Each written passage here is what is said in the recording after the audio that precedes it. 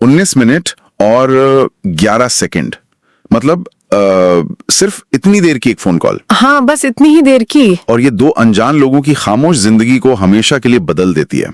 लेकिन फिर महज 1 सेकंड का एक बेवकूफी भरा मजाक उस पूरे रिश्ते को ताश के पत्तों की तरह बिखेर कर रख देता है। बिल्कुल, एक पल में सब खत्म। हाँ, तो आज की हमारी इस गहन चर्चा में हम Lara between silence and shadows के पहले भाग पर गहराई से बात करने वाले हैं। ये कहानी सच में बहुत कुछ सोचने पर मजबूर करती है। बिल्कुल, मतलब हम अक्सर मान लेते हैं ना कि कम्युनिकेशन बस शब्दों का लेन देन है। आपने कुछ कहा, मैंने सुना और बात खत्म। हाँ, ज्यादातर लोग यही सोचते हैं। लेकिन जब उस बातचीत के बीच मानवीय भावनाएं आ जाएं, बरसों पुरानी असुरक्षाएं आ जाएं और एक स्मार्टफोन की चमचमाती स्क्रीन आ जाए, तो ये गणित पूरी तरह से टूट जाता है। एकदम सही कहा आपने, ये सब बहुत जटिल हो जाता है। तो हमारा आज का मिशन यही है, हम ये समझने की कोशिश करेंगे कि कैसे एक छोटे से गांव की बंदिशों में घुटन महसूस कर रही एक लड़की के लिए स्मार्टफोन आजादी की पहली खिड़की बनता है, और कैसे डिजिटल दुनिया में दो खामोश लोग एक दूसरे की आवाज बन जाते हैं। हाँ, और कैसे एक छोटी सी गलतफहमी बरसों के भरोसे को एक पल में लील सकती है। तो चलिए इसे थोड़ा खोलकर समझते हैं। जरूर। देखिए, इस कहानी की सबसे बड़ी ताकत यह है कि ये सतही तौर पर आपको एक प्रेम कहानी लग सकती है। हाँ, शुरुआत में ऐसा ही लगता है। लेकिन असल में ये हमारे समाज के मनोवैज्ञानिक ढांचे की एक बहुत ही जटिल स्टडी है।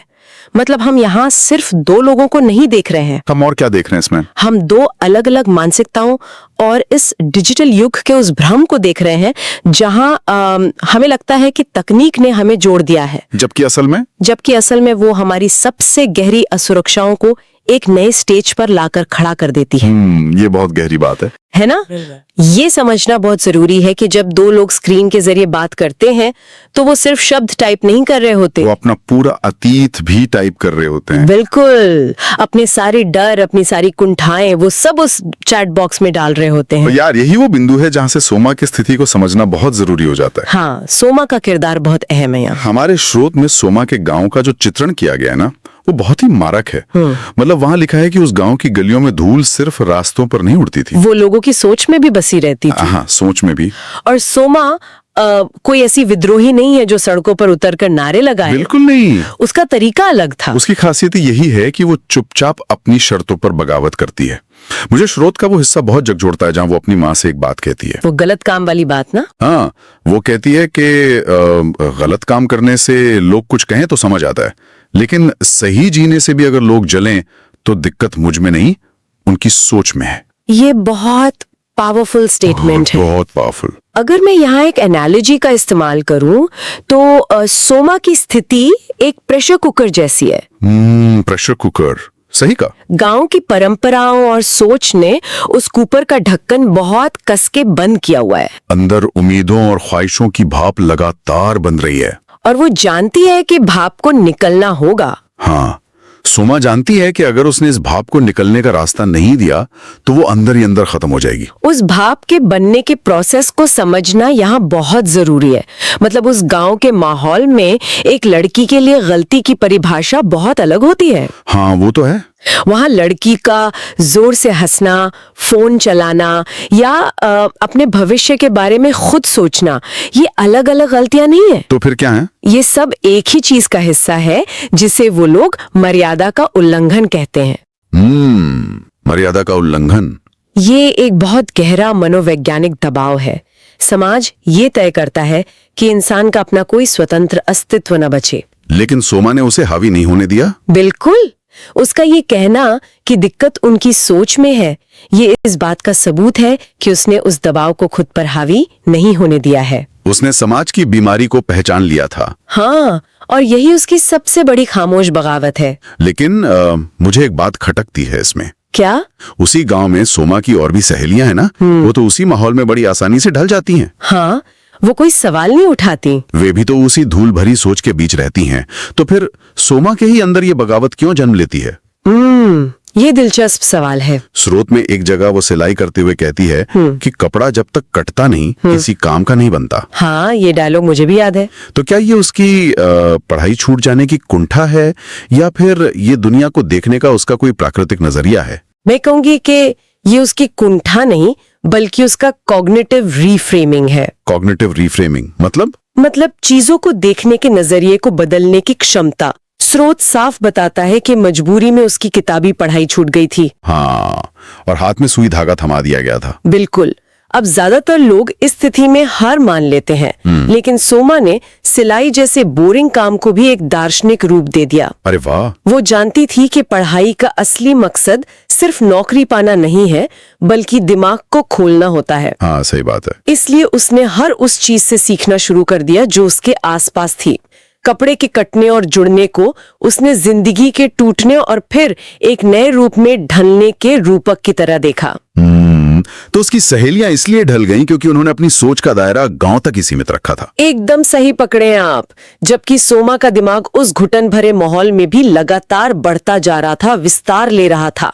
और इसी विस्तार की भूख उसे एक ऐसे साधन तक ले जाती है जो उसके लिए दुनिया की सबसे बड़ी खिड़की बन जाता है। हाँ, एक स्मार्टफोन। स्रोत बताता है कि वो अपनी छोटी छोटी बचतों से एक स्मार्टफोन खरीदती है, और ये कोई आम इलेक्ट्रॉनिक डिवाइस की खरीदारी नहीं थी। ये उस प्रेशर कुकर की सीटी की तरह था। बिल्कुल वही जो मैं कह रहा था, वो सीटी जो अंततः उस बंद भाप को बाहर निकलने का रास्ता दे रही थी। हाँ। फेसबुक पर उसका अकाउंट बनाना, लोगों के तानों को नजरअंदाज करना और अपनी माँ की वो सीख याद रखना कि सुनो सबकी लेकिन करो अपने दिल की, ये बहुत बड़ा कदम था उस माहौल में। बहुत बड़ा कदम। देखिए, तकनीक कैसे काम करती है, ये उसका एक बहुत ही सटीक उदाहरण है। कैसे? डिजिटल दुनिया, खासकर ये सोशल मीडिया, एक ऐसा वर्चुअल स्पेस देता है जहां हमारी भौतिक दुनिया की पाबंदियां अचानक से खत्म हो जाती हैं। हाँ, स्क्रीन पर तो कोई बंदिश नहीं है। गांव के चौराहे पर सोमा अपनी मर्जी से खड़ी नहीं हो सकती, किसी से बात नहीं कर सकती। लेकिन फेसबुक की न्यूज फीड पर वो पूरी तरह आजाद है। बिल्कुल,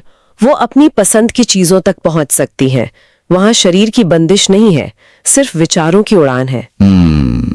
ये वो जगह है जहां वो अपना असली रूप बिना किसी डर के दिखा सकती है। हाँ। और इसी वर्चुअल स्पेस की भूल भुलैया में उसकी नजर राम जी की एक पोस्ट पर पड़ती है। राम जी जो रिश्ते में उसके दूर के परिचित लगते हैं। हाँ, वही। लेकिन फेसबुक पर राम जी की पहचान उनके दर्द भरे अल्फाज और शायरी से है। मुझे ना इस मोड़ पर सोमा की पसंद बहुत हैरान करती है। हैरान क्यों करती है आपको? मतलब आप देखिए ना, वो अपनी उम्र की किसी लड़की की तरह खुशमिजाज, चुलबुले लड़कों या चमक दमक वाली दुनिया की तरफ अट्रैक्ट नहीं होती। हाँ, ये तो है। वो एक ऐसे इंसान की तरफ खींचती है जिसके शब्दों में बहुत दर्द है। स्रोत में एक बहुत ही खूबसूरत लाइन है कि कुछ लोग चेहरों में सुकून ढूंढते हैं और कुछ लफ्जों में। क्या लाइन है! और ये चुनाव ना सोमा की मानसिक गहराई को दिखाता है। अगर हम राम जी के कैरेक्टर को थोड़ा डिकोड करें तो वे बाहरी दुनिया के लिए एक बहुत जिम्मेदार, रोज काम पर जाने वाले और कम बोलने वाले इंसान हैं। एकदम नॉर्मल इंसान की तरह। हाँ, लेकिन उनका ये कम बोलना शांति का प्रतीक नहीं है। तो किसका प्रतीक है? ये उनके मानसिक और भावनात्मक रूप से पूरी तरह थक चुके होने का प्रतीक है। समाज अक्सर मानता है कि जो चुप है वो शांत है, पर ऐसा हमेशा नहीं होता। बिल्कुल नहीं। राम जी की चुप्पी एक तरह का शोर थी जिसे वे सिर्फ फेसबुक पर अपनी शायरी के जरिए निकालते थे। मतलब वे बोलकर अपना दर्द बांट नहीं पाते थे, इसलिए लिखते थे। हाँ, और सोमा उस दर्द की ओर इसलिए आकर्षित हुई क्योंकि वो खुद भी अंदर से एक वैसी ही खामोश लड़ाई लड़ रही थी। उसने राम जी के शब्दों में खुद को देखा शायद। उसने एक ऐसा इंसान देखा जो उसी की तरह असली दुनिया में खामोश था, लेकिन अंदर से बहुत कुछ कहना चाहता था। फिर तो बातों का सिलसिला लाइक और कमेंट से शुरू होकर चैट बॉक्स तक पहुंच जाता है। हाँ, शुरुआत में तो राम जी उसे पहचानते ही नहीं है। बिल्कुल। जब सोमा अपनी एक बहुत ही सादी सी बिना फिल्टर वाली तस्वीर भेजती है, तब जाके पहचान बनती है। पर स्रोत बताता है कि ये पहचान चेहरे से ज्यादा दिल से शुरू हुई थी। हाँ, लेकिन यहाँ ना एक बड़ी उलझन नजर आती है मुझे। वो क्या? राम जी कोई बहुत अच्छे कम्युनिकेटर नहीं थे। मतलब स्रोत के मुताबिक वे सोमा की लंबी लंबी बातों का जवाब सिर्फ हाँ, ठीक है या अच्छा जैसे रूखे शब्दों में देते थे। हाँ, वन वर्ड रिप्लाई। तो फिर ये बातचीत एक गहरे रिश्ते में कैसे बदल गई, जहां एक तरफ एक इंसान खुद को पूरी तरह एक्सप्रेस कर रहा है और दूसरा बस हाँ कर रहा है। यहीं पर सोमा की इमोशनल इंटेलिजेंस काम आती है। अच्छा। संचार में ना सिर्फ वो नहीं होता जो कहा जाता है, उसका एक बहुत बड़ा हिस्सा वो होता है जो अनकहा रह जाता है। अनकही बातें। सोमा को शब्दों की जरूरत नहीं थी, वो राम जी की खामोशी की टोन पढ़ सकती थी। टोन पढ़ सकती थी मतलब जब कोई इंसान जो पहले से ही थका हुआ और उदास है, वो सिर्फ मैं ठीक हूँ लिखता है तो सोमा जानती थी कि इसका मतलब है वो अंदर से पूरी तरह टूट तो सोमा जानती थी कि इसका मतलब है वो अंदर से पूरी तरह टूट चुका है। अरे वाह। जब राम जी देर से रिप्लाई करते तो वो चिढ़ने के बजाय पूछती कि आप बिजी हैं या दिल कहीं और है। उसने उनके रूखे जवाबों को ईगो नहीं समझा। बिल्कुल नहीं, उसने उसे उनकी बेबसी समझा। राम जी को अपनी पूरी जिंदगी में शायद पहली बार लगा कि कोई इंसान उनके शब्दों को नहीं, उनके शब्दों के बीच की खाली जगह को पढ़ रहा है। शब्दों के बीच की खाली जगह, ये बहुत ही पावरफुल थॉट है। और ये खाली जगह तब भरती है जब दोनों के बीच पहली फोन कॉल होती है। वही कॉल। स्रोत में उस कॉल की टाइमिंग एकदम साफ लिखी है, 19 मिनट और 11 सेकंड। फोन की स्क्रीन पर भले ही सिर्फ एक नाम चमक रहा था, लेकिन उन दोनों के लिए वो एक पूरी दुनिया थी। हाँ, वो पल बहुत खास था। उस बातचीत में सोमा एक ऐसी एनालॉजी यूज करती है जो राम जी के दिल के सबसे गहरे हिस्से को छू लेती है। सिलाई वाली एनालॉजी। हाँ, वो कहती है कि सुई में धागा डालना जिंदगी जैसा है, बहुत कोशिश करो फिर भी हर चीज पहली बार में नहीं जुड़ती। इस मेटाफोर को समझना बहुत जरूरी है। देखिए, सुई में धागा डालने के लिए आपको दो बिल्कुल अलग-अलग चीजों को एक बहुत ही बारीक पॉइंट पर फोकस के साथ मिलाना होता है। हाँ, जरा सा भी हाथ कांपे तो धागा सुई के पार नहीं जाता। सोमा अनजाने में राम जी को बता रही थी कि इंसानी रिश्ते भी ऐसे ही होते हैं। वाह। दो टूटे हुए लोग जब जुड़ने की कोशिश करते हैं तो वो पहली बार में आसानी से नहीं होता। उसमें बहुत सारा धैर्य और फोकस चाहिए होता है। और राम जी जो जिंदगी से हार मान चुके थे, उनके लिए ये सिर्फ एक लड़की की बात नहीं थी। ये जीवन को देखने का एक ऐसा फलसफा था जिसने उन्हें फिर से कोशिश करने की हिम्मत दी। और इसी फलसफे ने उस लंबी खामोशी की दीवार को तोड़ दिया। बिल्कुल। इसके बाद स्रोत बताता है कि दोनों के बीच रात रात भर बातें होने लगी। जो राम जी सिर्फ हाँ या ना कहते थे, वो अब घंटों अपने दिल का हाल बताने लगे थे। एक रात राम जी आखिरकार आई लव यू भी कहते हैं। हाँ, दोनों की जिंदगी एक रूटीन में बन जाती है, जहां राम जी हर सुबह सोमा से उसकी एक मुस्कुराती हुई तस्वीर मांगते हैं। ये महज एक तस्वीर नहीं थी। हाँ, ये राम जी के लिए दिन शुरू करने का एक एंकर बन गया था। दोनों एक दूसरे की सबसे बड़ी आदत और सुकून बन चुके थे। ये वो फेज है जहां वर्चुअल दुनिया हकीकत से ज्यादा ठोस लगने लगती है। सही कहा। दो इंसान जो अपनी असल जिंदगी में बहुत अकेले थे, उन्होंने इस डिजिटल पुल के जरिए एक सुरक्षित पनाहगाह बना ली थी, जहां में बिना किसी डर के खुद को एक्सप्रेस कर सकते थे। और राम जी का तस्वीर मांगना ये दिखाता है कि कैसे एक इंसान जो बाहरी दुनिया से कट चुका था, वो अब किसी की मुस्कान में अपनी दुनिया ढूंढने लगा था। लेकिन हर कहानी की तरह यहाँ भी एक ऐसा पल आता है जो इस पूरी सुरक्षित पनाहगाह को जमींदोज कर देता है। दी क्लाइमैक्स। हाँ, शाम के 5:30 बज रहे थे। ये उनकी पहली वीडियो कॉल थी। राम जी अपने ऑफिस की डेस्क पर थे और स्क्रीन पर सोमा को देखकर उसकी खूबसूरती और आवाज की तारीफ कर रहे थे। सब कुछ बिल्कुल परफेक्ट था। बिल्कुल वैसा ही जैसा एक रोमांटिक पल होना चाहिए। और तभी वो बाहरी दुनिया जिससे वो दोनों भाग रहे थे, उस स्क्रीन के अंदर घुसपैठ कर देती है। हाँ, राम जी के ऑफिस का एक कलीग बिना दरवाजा खटखटाए उनकी केबिन में आ जाता है। उसकी नजर सीधे फोन की स्क्रीन पर जाती है जहां सोमा थी। और वो कलीग बहुत ही कैजुअल अंदाज में, शायद बस मजाक में कहता है कि अरे आप तो कह रहे थे बिल्कुल अच्छी नहीं लग रही, लेकिन ये तो बहुत खूबसूरत है। बस इतना सा वाक्य। बस इतना सा। और इसका असर इतना भयंकर होता है कि सोमा तुरंत फोन काट देती है। इसके बाद राम जी के फोन पर सोमा के कड़वे मैसेजेस की लाइन लग जाती है, जैसे कि आप भी बाकी लोगों जैसे ही निकले। हाँ, या आपने मेरी इज्जत का मजाक बना दिया। अब ये वो हिस्सा है जो मुझे सबसे ज्यादा सोचने पर मजबूर करता है। ऐसा क्यों? मतलब सिर्फ एक कलीग के बेवकूफी भरे मजाक पर इतना हिंसक और तीव्र रिएक्शन क्यों? सोमा जो इतनी समझदार थी, वो अचानक इतनी अग्रेसिव क्यों हो गई? इस रिएक्शन के पीछे के विज्ञान और समाजशास्त्र को समझना बहुत जरूरी है यहाँ। बताइए। हमें वापस सोमा के उस गांव वाले बैकग्राउंड की ओर लौटना होगा। आधुनिक शहरों में अपनी तस्वीर भेजना या वीडियो कॉल पर आना एक बहुत ही नॉर्मल बात है। हाँ, हम तो रोज ही करते हैं। लेकिन सोमा जिस जगह से आती है, वहां एक औरत के शरीर, उसकी तस्वीर और उसकी पहचान को सीधे तौर पर उसकी इज्जत या सम्मान से जोड़ा जाता है। अच्छा, हाँ। स्रोत में साफ बताया गया है कि सोमा जब भी अपनी फोटो भेजती थी तो एक ही शर्त रखती थी, किसी को दिखाइएगा मत। बिल्कुल। एक गांव की लड़की के लिए अपनी तस्वीर किसी गैर मर्द को देना सिर्फ प्यार जताना नहीं होता, वो असल में अपना सबसे बड़ा डर, अपनी प्रतिष्ठा और अपना पूरा अस्तित्व उस इंसान के हाथों में गिरवी रख रही होती है। मतलब वो राम जी को सिर्फ पिक्सल से बनी एक तस्वीर नहीं दे रही थी, वो अपना सबसे गहरा यकीन सौंप रही थी। बिल्कुल। और जब उस अनजान कली की आवाज आई तो उसे लगा कि राम जी ने उस यकीन के चौराहे पर नुमाइश कर दी है। एकदम सही।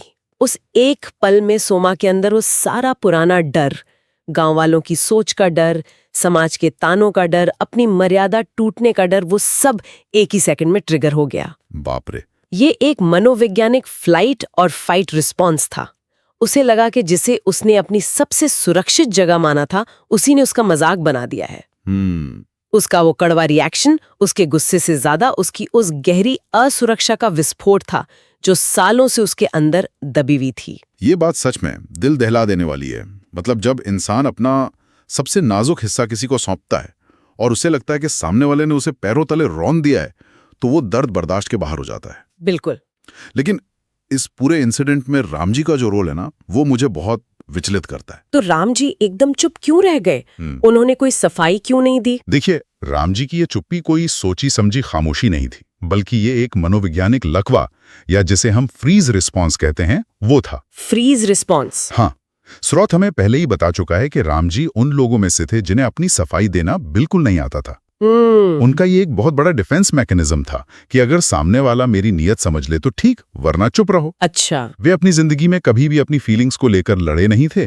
जब कलीग ने मजाक किया और सोमा भड़क गई, तो राम जी उस सिचुएशन के लिए मेंटली तैयार ही नहीं थे। उनका दिमाग सुन पड़ गया होगा। बिल्कुल। उन्हें समझ ही नहीं आया कि जो सच है कि उन्होंने कभी सोमा का मजाक नहीं उड़ाया, उसे साबित करने के लिए शब्दों की जरूरत क्यों पड़नी चाहिए। लेकिन रिश्तों में ये सोच बहुत ही जानलेवा साबित होती है। राम जी की यही खामोशी उनके लिए एक हथियार बन गई, जिसने खुद उन्हीं को खत्म कर दिया। हाँ, दुर्भाग्य से ऐसा ही हुआ। जिस खामोशी को सोमा ने इतनी खूबसूरती से पढ़ा था, उसी खामोशी ने अंत में एक दीवार का रूप ले लिया। राम जी अपनी दुनिया को अपनी आंखों के सामने जलता हुआ देख रहे थे, लेकिन वे अपनी सफाई में एक शब्द नहीं बोल पाए। यही तो ह्यूमन कम्युनिकेशन का सबसे बड़ा विरोधाभास है। तकनीक हमें एक दूसरे से जुड़ने का जरिया तो दे देते हैं, लेकिन वो हमारी उन कमजोरियों का इलाज नहीं कर सकती जो हम अपने अंदर लेकर चलते हैं। बिल्कुल सही कहा। राम जी का अपने सच को शब्दों में ढालने में असमर्थ होना और सोमा का अपने पुराने डरों के बोझ तले दबे होना, इन दोनों मेंटालिटीज का एक साथ टकराव बहुत विनाशकारी था। स्मार्टफोन ने उन्हें मिलाया जरूर, लेकिन उनकी अपनी अपनी असुरक्षाओं ने उन्हें वापस उसी अकेलेपन में धकेल दिया जहां से उन्होंने शुरुआत की थी। तो इस पूरी कहानी के ताने बाने को देखकर ये एकदम साफ हो जाता है कि हम कितने ही मॉडर्न क्यों ना हो जाएं, स्क्रीन के पीछे हम वही पुराने असुरक्षित और डरे हुए इंसान ही रहते हैं। हाँ, सच में हम बदलते नहीं हैं।